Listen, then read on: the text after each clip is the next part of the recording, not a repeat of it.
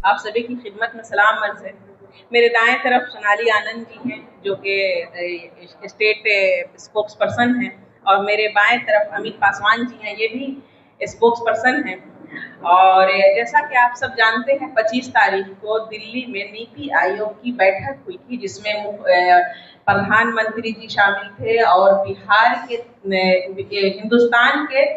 कई मुख्यमंत्री शामिल हुए। बहुत ही इम्पोर्टेंट मीटिंग थी, लेकिन हमारे मुख्यमंत्री जी दिल्ली जाने के बावजूद इस अहम मीटिंग में शामिल नहीं हुए, और उन्होंने कहा कि हम इस मीटिंग में शामिल होने के लिए नहीं आए हैं, हम एनडीए की मीटिंग में शामिल होने के लिए दिल्ली आए हैं, जो कि कल थी 26 तारीख को। अब सवाल ये है कि अब जब आप इतनी इम्पोर्टेंट मीटिंग हो रही है, बिहार एक पिछड़ा दबा कुचला बीमारू राज्य है, आप उसके मुख्यमंत्री हैं, मुखिया हैं, आप इतनी अहम मीटिंग में नहीं जाते हैं, तो आप बिहार का विकास पुरुष कैसे हैं भाई? बिहार के आपको वहां रखना चाहिए था, बिहार की हालत को रखना चाहिए था, बिहार की तरक्की की बात करनी चाहिए थी, और आप उस अहम मीटिंग में शामिल न हो करके एनडीए की जो एक प्राइवेट मीटिंग है, आप उसमें शामिल होते हैं कि 2-4 सीट और ज्यादा मांग ली जाए। तो इससे नीतीश कुमार की नीयत का भी पता चलता है कि ये बिहार की, ना बिहार के लोगों की, ना बिहार के युवाओं की इन्हें चिंता है तो बस अपने कि इन्हें 2-4-10-5 सीट ज्यादा मिल जाए। और इस बात का दूसरा पहलू ये है कि इससे साफ जाहिर होता है कि नीतीश कुमार जी मानसिक और स्वास्थ्य के हिसाब से बिल्कुल सही नहीं है, बीमार हैं। और प्रशांत किशोर जी ये बात हमेशा बोलते रहते हैं कि नीतीश कुमार मानसिक हालत भी उनकी ठीक नहीं है और उनकी शारीरिक स्वास्थ्य भी जो है बिल्कुल सही नहीं है। तो ऐसे बीमार व्यक्ति के हाथ में बिहार है, और इसमें बीजेपी का भी उतना ही कसूर है जितना जेडीयू के लोगों के नेताओं का कसूर है कि नीतीश कुमार जी जैसे बीमार को बिहार के मुखिया के तौर पर बैठाया गया है। कि बताइए कि जो आदमी बीमार होगा वो बिहार की तरक्की क्या करेगा? जाहिर सी बात है कि इनको हमेशा झाड़ पोछ करके डेंटिंग पेंटिंग कर करके लाया जाता है लोगों के सामने, और तब भी नीतीश कुमार ऐसी कोई ना कोई हरकत कर देते हैं जिससे पता चलता है कि ये मानसिक तौर पर बिल्कुल भी स्वस्थ नहीं है। किसी के सर पर गमला रख दिया, राष्ट्रीय गान हो रहा है तो वहाँ कुछ अनाप शनाप हरकतें करने लगे, तो अक्सर भीड़ में ये कुछ ना कुछ ऐसी हरकत कर डालते हैं जिससे इनकी हालत का पता चलता है। अब ये नीति आयोग की मीटिंग में चूंकि पूरे देश के मुख्यमंत्री वहाँ जमा थे, अब इस मीटिंग में नीतीश कुमार वहाँ शामिल होते तो लोगों से मिलते, बातचीत होती, तो वहाँ बिल्कुल इनकी पोल खुल जाती कि ये मानसिक तौर पर बिल्कुल स्वस्थ नहीं है और इनको किसी भी तरह से बीजेपी इलेक्शन तक चेहरा बनाकर रखना चाहती है ताकि बिहार का इलेक्शन ये जीत सके। नीतीश कुमार को एक मुख्यमंत्री के तौर पर किसी भी तरह से झाड़ पोछ करके खड़ा करके रखा जा रहा है। अगर ऐसा नहीं किया जाएगा तो कोई ठीक नहीं, नीतीश कुमार जी कब वो दूसरे तरफ चले जाएं, पलटी मार दें और इनके हाथ से बिहार निकल जाए। तो ये तमाम चीजें बिहार के हित में नहीं है। आप ये गौर कीजिएगा कि ये सारी चीजें, चाहे एनडीए की जितनी भी पॉलिसीज हैं या नीतीश कुमार को मुख्यमंत्री बनाने के तौर पर भी आप देखिएगा, तो बिहार के तरक्की के लिए कोई भी काम नहीं है, सिवाय इन लोगों को अपना हित चाहिए, अपना हित साधने के लिए ही ये सारे काम करते हैं। आगे की बात हमारी प्रवक्ता सोनाली जी करेंगे। आज का जो विषय है कि नीतीश कुमार जी माननीय मुख्यमंत्री हमारे, उन्होंने नीति आयोग की गवर्निंग काउंसिल की मीटिंग में पार्टिसिपेट नहीं किया। तो ये अगर आप देखें तो ये पहली बार नहीं है कि वो इस मीटिंग में पार्टिसिपेट नहीं कर रहे हैं। 23 में भी उन्होंने पार्टिसिपेट नहीं किया था, 24 में भी उन्होंने पार्टिसिपेट नहीं किया था, बिहार के डिप्टी सीएम ने उस मीटिंग को रिप्रेजेंट किया था। तो इससे ना हमें ये चीज़ सबसे पहले देखने को समझ में आती है कि उनकी जो राजनीतिक प्राथमिकता क्या है, इसका अंदाजा हमें लगता है कि कहीं देश के विकास, क्योंकि अगर हम नीति आयोग की मीटिंग की थीम की बात करें तो वो उसका थीम का नाम है विकसित राज्य और विकसित भारत @ 2047 तक जो हमने टारगेट रखा है उसके लिए। तो उससे अगर आप अवॉइड करके उसके आप इंटरनल पॉलिटिक्स में या इंटरनल पार्टी की मीटिंग करते हैं और आप उसको बाईपास करते हैं, तो उससे ये समझ में आता है कि आपके लिए ये नीति आयोग की मीटिंग एक फॉर्मेलिटी है। आपको लगता है ये रेगुलर प्रोसेस है जिसे बाईपास किया जा सकता है, इसकी कोई इम्पोर्टेंस नहीं है। इससे एक ये भी समझ में आता है कि आपकी अपनी राजनीतिक एजेंडा या फिर आपकी अपनी राजनीतिक प्राथमिकता जो है वो देश या विकास, राज्य के विकास से पहले आता है। दूसरी चीज़ ये कि जब भी हम अगर आप इसमें पार्टिसिपेट नहीं करते तो दूसरी बात ये समझ में आती है कि आपके लिए नॉन इम्पॉर्टेंट है, और आपको साथ में ये भी लगता है कि अभी इस तत्काल इस में पार्टिसिपेट करना उतना पॉलिटिकली प्रॉफिटेबल नहीं रहेगा जितना कि हमें इंटरनल पॉलिटिक्स या इंटरनल समीकरण बनाने में जितना हमें प्रॉफिट मिलेगा। दूसरी चीज़ ये कि अगर आप देखें एनडीए के पटल पे जब ये डिस्कशन हो रहा है तो ये डिस्कशन कोई नया डिस्कशन नहीं है, ये डिस्कशन चलता आ रहा है, आगे चल रहा है और आगे भी चलता रहेगा। तो फिर से वही बात आती है यहाँ पे कि उनकी प्रायोरिटीज़ कहाँ हैं, ये साफ साफ उनके मुंह से दिखता है हमें। दूसरी बात ये है कि हम नीतीश कुमार को जानते हैं कि वो किसी भी बाइकुक और बाइकुक चाहते हैं कि सत्ता में हम बने रहें, तो एज हम उनका इस मूव को एज अ प्लान बी भी लेके सोच सकते हैं, या हम कह सकते हैं उनका ये प्लान करते तो अपने विपक्षी दल के नेताओं से भी वो एक काइंड संवाद में बने हुए हैं। तो अगर चुनाव के अंत में या फिर रिजल्ट्स आने तक उनके फेवर में अगर डिसीजंस नहीं होता है तो हो सकता है कि उनका रुख कुछ और हो, तो एज अ प्लान बी भी हम इसे देख सकते हैं। तीसरी बात ये कि जब अगर आप मीटिंग में पार्टिसिपेट नहीं करते हैं तो इसका एक प्रमुख रीज़न ये भी हो सकता है कि जब एक मीटिंग होती है, ये 2 साइडेड मीटिंग्स होते हैं, ये इसमें आपका रिव्यू भी लिया जाएगा, आपसे सवाल भी किए जाएंगे और आपसे आपका पक्ष भी पूछा जाएगा। तो बिहार, जैसा कि सदफ मैम ने कहा कि बिहार एक ऑलरेडी पिछड़ा राज्य है। अगर हम किसी भी पैरामीटर जिसके नीति आयोग जिसका विश्लेषण करती है, अगर हम उस पर बिहार का परफॉर्मेंस देखें तो बिहार हमेशा से पिछड़ा राज्य रहा। जब आप जाएंगे और आपसे सवाल पूछे जाएंगे तो आप हर इंडिकेटर्स पर हम देखें, चाहे वो पॉवर्टी इंडेक्स हो, चाहे वो हंगर का इंडेक्स हो, चाहे वो पॉवर्टी एलिवेशन हो, चाहे वो नल जल नीति हो, या जो भी प्रोग्राम्स जिस पर नीति आयोग रिव्यू करती है, या स्मार्ट सिटीज़ हो, हर में बिहार एक पुअर परफॉर्मिंग स्टेट्स के तौर पे ही जाना जाता है। तो जब आपसे सवाल पूछे जाएंगे तो आप उसके लिए प्रिपेयर्ड नहीं है, हम उसके लिए प्रिपेयर्ड नहीं हैं। तो और हम ये भी कह सकते हैं नीति आयोग के हर रिपोर्ट में यही खुलकर सामने आया है कि बिहार एक परफॉर्मिंग स्टेट है, एक नॉन परफॉर्मिंग स्टेट है। तो इससे बचने का भी एक हम ये कह सकते हैं कि हम अपनी इज्जत बचाने के लिए या फिर अपने आप को इससे स्किप करने का रास्ता हमने चुना है। Thank you.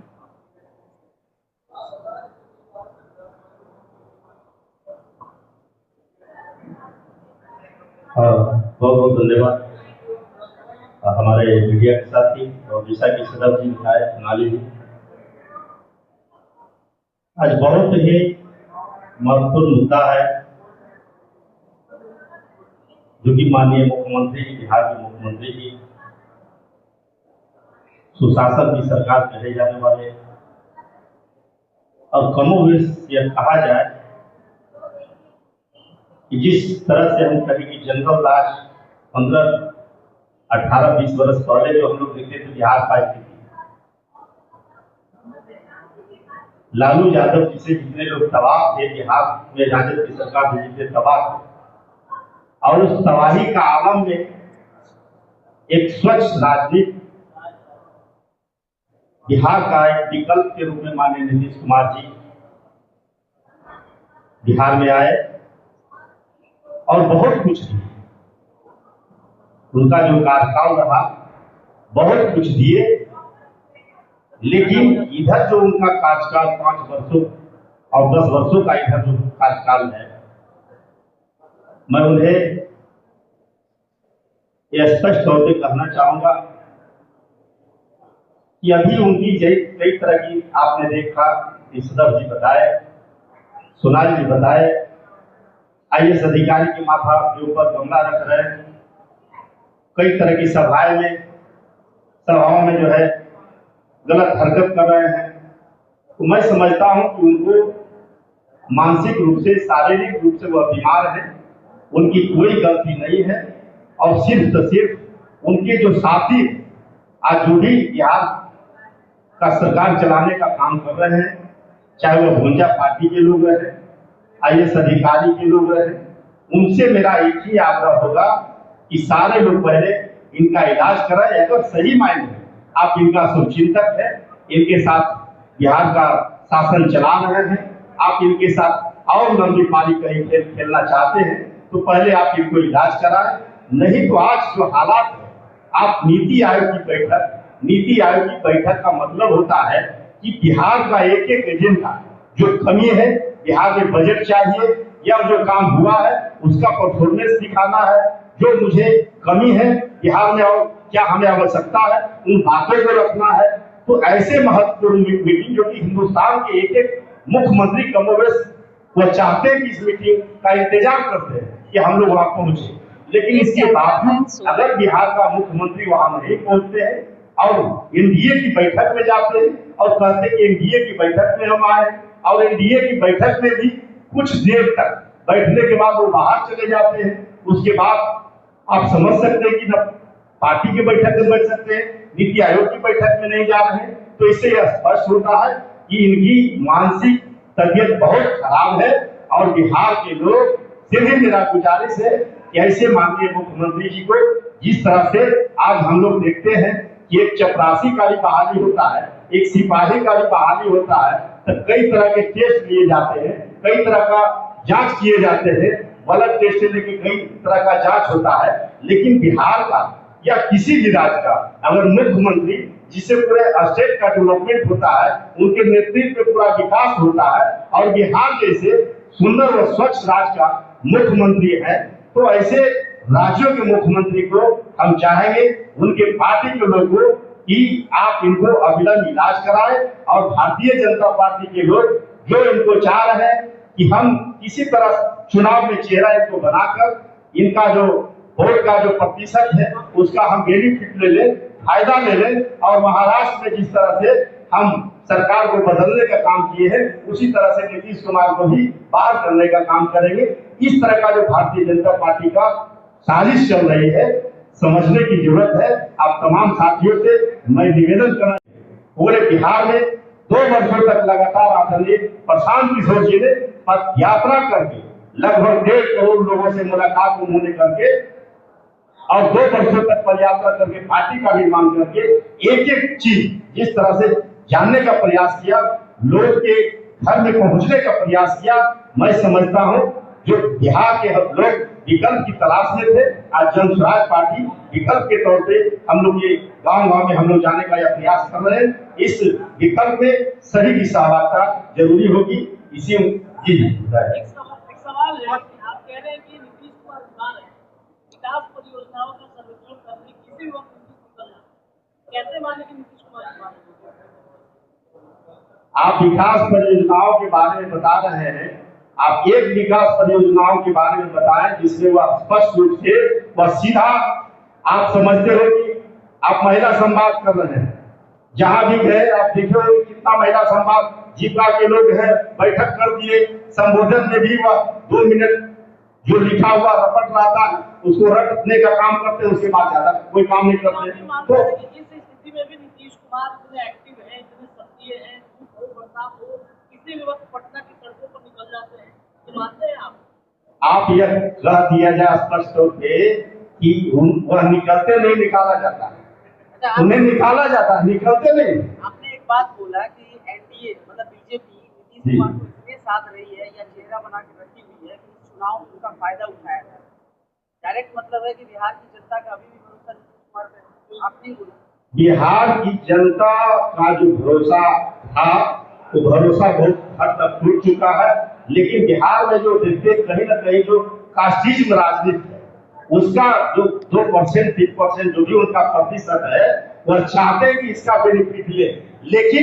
उसमें भी बहुत सारी बिहार में स्थितियां बदल चुकी है, बहुत सारे बदलाव हो चुके हैं। अब कास्टिज्म से बहुत आगे बिहार में उठने जा रहा, इस चुनाव में भी आपको इसकी अंदाजा काफी लग जाएगा। क्या नीतीश कुमार की यह राजनीतिक चाल है और एनडीए में क्या सीट शेयरिंग को लेकर नीतीश कुमार नाराज है, इसलिए नीति आयोग की बैठक में शामिल है, उनका बात यही लग रहा है? देखिए सबसे बड़ी बात है कि नीति आयोग में से नाराज और पार्टी से नाराज दोनों अंतर है। नीति आयोग से उन्हें नाराज की कोई बात नहीं करनी चाहिए, अगर नाराज लोग होते तो उन्हें बैठक में नहीं जाना चाहिए था, बैठक को ही सीधे से खारिज करना चाहिए था कि बैठक में हम नहीं जाएंगे और जो आपका अल्टीमेटम पार्टी को देना था कि हम इतने सीट पे चुनाव लड़ेंगे, इतने सीट पे नहीं लड़ेंगे, उनको स्पष्ट होते करना चाहिए था। अच्छा, जितने सारे सर्वे आ रहे हैं राजनीतिक दलों के, इसमें देखा जा रहा है कि प्रशांत किशोर पर भरोसा 0.77% लोगों का ही है।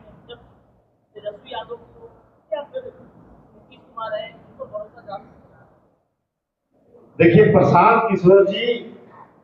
पर भरोसा आप देख रहे हैं, पहले की अपेक्षा आप देख रहे हो कि किस तरह से प्रशांत जी का दौरा जिस तरह से हो रहा है पूरे बिहार के, पहले उत्तरी बिहार में काफी हम लोग पदयात्रा से लेकर अन्य विभिन्न तरह के कार्यक्रम का आयोजन हम लोग किए, लेकिन मगध के क्षेत्र जो है दक्षिणी बिहार में कार्यक्रम बहुत कम हुआ था। आप ये समझ लें कि उपचुनाव में जो हम लोग का फर्स्ट कार्यक्रम चारों विधानसभा में हुआ, उसके बाद हम लोग ग्राउंड लेवल पर जा रहे हैं। बहुत लोग को हम लोग ये बता रहे हैं कि प्रशांत किशोर कौन है, प्रशांत किशोर आने का मुख्य मकसद क्या है।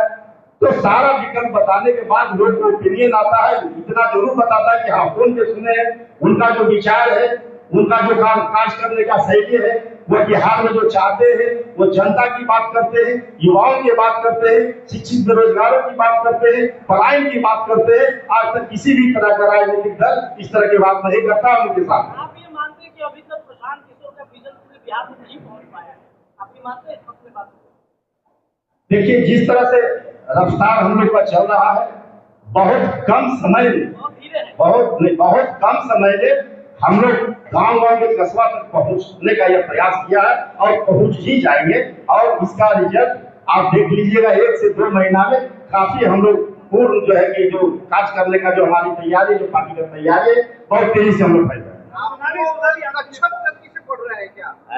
आप लोग कच्छप गति से बढ़ रहे हैं क्या? कछुए की क्या? देखिए, सबसे पहली बात कि आपके सवाल का ये जवाब दे दूं कि आप हिस्ट्री उठा करके देख लीजिए, बिहार ही नहीं पूरे हिंदुस्तान की तारीख उठा करके देख लीजिए कि 2 अक्टूबर को हमारी पार्टी बनी है और 7 से 8 महीने में आज तक किसी पार्टी का भी रिकॉर्ड रहा कि वो थर्ड फ्रंट नहीं बन पाई है। जन सुराज वाहिद ऐसी पार्टी है कि इतने कम समय में मजबूती के साथ खड़ी है और एक तीसरा विकल्प जनता के सामने आकर खड़ी हुई। बताइए, कोई मिसाल आपके सामने है ऐसी किसी पार्टी का? लोगों जेडीयू हो, आरजेडी हो, तमाम पार्टी, बीजेपी हो, एक अरसा लगा है, 15 साल, 20 साल, 30 साल जमीन पर इन लोगों ने रगड़ा है, उसके बाद जाकर के अपना अस्तित्व बनाने में कामयाब हुए हैं। लेकिन जन सुराज वाहिद एक ऐसी पार्टी है, प्रशांत किशोर जी की पदयात्रा का असर इतना हुआ जनता के ऊपर कि जमीन पर आग लग चुकी है। लोगों के जहनों में अब बदलाव की शब्द गूंजने लगा है। इससे पहले आपने बदलाव का शब्द सुना था?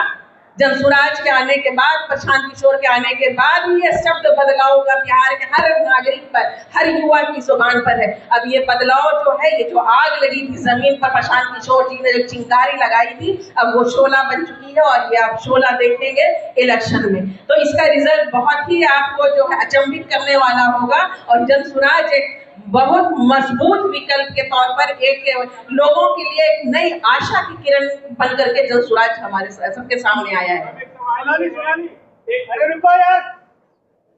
क्या जरूरी है कि मुख्यमंत्री नीति आयोग की बैठक में जाएगा? हाँ, ये जरूरी है और ये लिखा हुआ है, लिखा तो कुछ भी नहीं है। आप जब राजनीति में आते हैं तो अब जो भी पॉलिसी बनाते हैं, जो भी डिसीजन लेते हैं, अपनी बुद्धि विवेक से डिसीजन लेते हैं। और मैंने पहले भी कहा, ये मूव आपकी प्राथमिकता क्या है उसको दर्शाता है। आपको लगता है कि इंटरनल पार्टी से नेगोशिएशन ज़्यादा इम्पोर्टेंट है, देश या राज्य के विकास के ऊपर है, तो आपने ये चूज़ किया। तो हमारा यही तो कहना है कि आप किस चीज़ को कहाँ महत्व दे रहे हैं। आपको लगा राजनीतिक तौर पे ये प्रॉफिटेबल नहीं है अभी, हमें लगता है जितना समय है लेकिन आपको पता है ना कि नीति आयोग की बैठक में मुख्यमंत्री के साथ तमाम अधिकारी भी जाते हैं, वो तो बहुत नीति आयोग की बैठक में तमाम जो समस्याएं उन्होंने वहाँ रखा। आपने मुद्दा ये क्यों बनाया कि नीतीश नहीं गए? क्योंकि ये पिछले 3 साल से हो रहा है ना, इसका ट्रैक रिकॉर्ड देखिए। समस्या किसी 1 साल हो सकती है, 2 साल हो सकती है, लेकिन ये बात मुद्दा इसलिए बनाई कि पार्टिसिपेट नहीं किया है। योजनाओं को रोक दिया है नीति आयोग ने कि नहीं ये काम सही नहीं हो रहा, हम इस काम को रोक रहे हैं। योजनाएं परफॉर्म जो इसका एक्सपेक्टेड रिजल्ट है वो तो सच में नहीं आ रहा, आप इसे डिनाई नहीं कर सकते। आप सीएजी की रिपोर्ट उठा के देखिए, आप नीति आयोग की रिपोर्ट उठा के देखिए, कोई भी सेंट्रल गवर्नमेंट की रिपोर्ट उठा के देखिए, अगर बिहार उसमें नॉन परफॉर्मिंग स्टेट में अगर नहीं आए तो आप मुझसे डिस्कशन पे आइए। एक पैरामीटर अभी नीति आयोग ने लास्ट ईयर ही बिहार को नॉन परफॉर्मिंग स्टेट घोषित किया कि आपकी मॉनिटरिंग में बहुत भारी कमी है, क्योंकि एक जो स्कीम है निर्मल स्कीम, जिसमें वर्ल्ड बैंक के द्वारा हमें 450 करोड़ की राशि मिलनी थी, उसका निरीक्षण सही ढंग से बिहार में नहीं हुआ, इसलिए वो राशि बिहार को नहीं मिल पाई। तो ये एक एग्जाम्पल, ऐसे एग्जाम्पल जब आप रिपोर्ट निकालेंगे तो हजारों एग्जाम्पल्स आपको ऐसे मिलेंगे। ठीक है मैम, थैंक यू।